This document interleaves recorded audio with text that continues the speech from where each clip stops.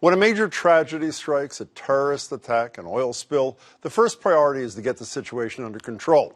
But when the dust begins to settle, there are new priorities. After 9/11, the federal government set up the Victim Compensation Fund. After the Boston Marathon bombing, city, state, and local leaders set up the One Fund. After the Virginia Tech shooting in 2007, the university established a fund for victims and their families. And when there's a disaster like the Deepwater Horizon oil spill, it's the company, BP, that antes up. But raising the money is just the first step. The next step, distributing it, is even more challenging. How do you decide which survivors get how much and how much their loved ones' lives were worth? They're questions my next guest, lawyer and mediator Kenneth Feinberg, has grappled with over and over, but not without a little help from his friends. You may have heard of them: Wagner, Bruckner, and Mahler.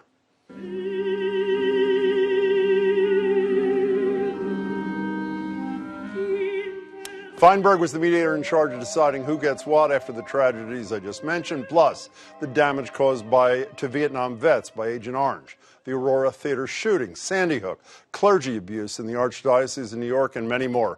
He's also the author of Who Gets What and the subject of a documentary called Playing God. Ken Feinberg, it's good to see you. Good to be here. I watched it. I follow you. I have no idea why you do this. I know you say in the film you're a kid from Braude, a working class town. Your Jewish faith has a lot to do with it. But then I say to myself, the good news is you get to give people money. The bad news is they're almost all in pain, and much of it is visited on you. So why subject yourself to this? Well, what are you going to say no to President Bush after 9/11? Or are you going to say no to President Obama after the BP oil spill? Or Mayor Menino calls and says, you're a Brockton boy, come to Boston. You got to help with One Fund Boston. And Governor Deval Patrick seconds that. I grew up when John F. Kennedy was president. Give back to the country. Everybody can make a difference. Government isn't a dirty word. I feel that way today. What kind of toll does this take on you? It's debilitating. You better brace yourself. It's not difficult. It's not difficult calculating what somebody ought to get. Judges and juries do that every day in Boston and every day in Massachusetts and in every village and town in this country. It's the emotion. It's knowing that you're going to be seated like this with a victim or his family or her family.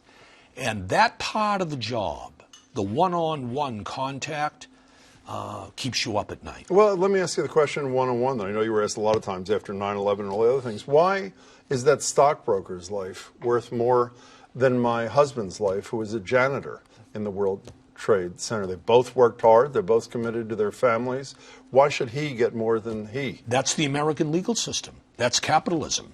Every day in this country, in every court, if you fall off a ladder and you're a stockbroker, you're going to get a lot more money than if you fall off a ladder and you're a waiter or a busboy, or if you get hit by an automobile.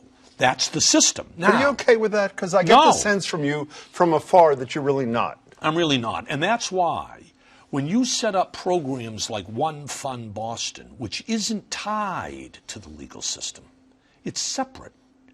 It's the result of charity from Americans across the country. 100,000 individuals contributed to One Fund Boston. $61 million. Now that's a gift. And all lives are equal.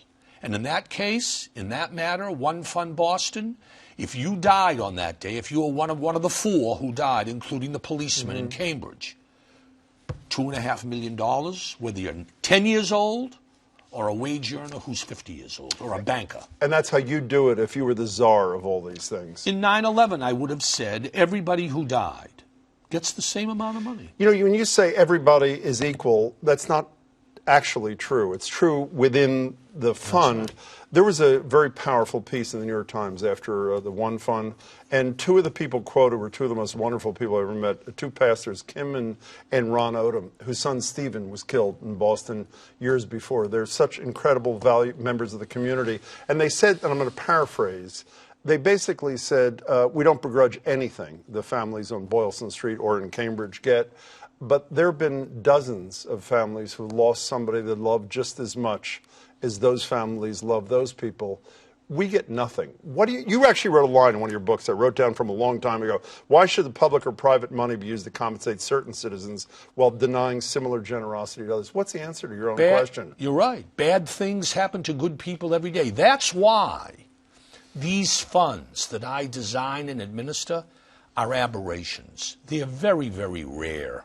If the American people turn on cable TV and they decide that's awful, that Orlando Pulse nightclub shooting, that terrorist killed 49 people, we want to send in money. Gratis. That's the American system. But I don't think that these programs that only compensate certain victims are particularly sound public policy. That's just the way it falls out in the end. What's the hardest case you've had to deal with? 9/11. Was it? Traumatic. And why? Because of the damage to the national psyche, not just the 3,000 plus families, or what? That, plus the traumatic horror of saying goodbye to your son that morning, thinking perfunctorily, see you at dinner, or saying to your daughter, we'll meet you at the theater. You never see him again, and there's not even a body. Dust. You know, one of the most moving parts of this film, this documentary to me, is when you're asked by, I don't know if it's a reporter or the producer, whoever's doing the film, and you're asked, have you made mistakes? And you tell the story of an 82-year-old father of a victim of 9/11 and how you said to that father, I know how you feel. What did he say back to you? He looked back at me, tears down his cheeks. He said, Mr. Feinberg, you know, you have a tough job. It's not easy what you have to do. I have some friendly advice. Don't ever tell a victim like me who lost a son, a father should never have to bury a son. Don't tell me that you know how I feel. You have no idea how I feel, and it rings hollow, and it's unbecoming. Did you ever do it again? I'll never do that again. Did you really not? You never did it again Never. because of that one Never. exchange? I've learned in this over and over again, if you want to exhibit empathy in my position, stay quiet. Let people vent. Let them say whatever they want to say. The less you say, the better. And I've learned that the hard way. Were you always a good listener? You mentioned in the film that you wanted to be an actor when you were young, and some of those skills are transferable. But it seems to me, you don't say this, but from afar, the most important skill you have is not your Solomonic wisdom. Some may disagree that it's Solomonic, but whatever it is. But you have to be an incredible listener. Where'd that come from? I'm not sure where that came from. But that is that's absolutely right. That's the school of hard knocks. I've learned that the hard way. The less you say, the better.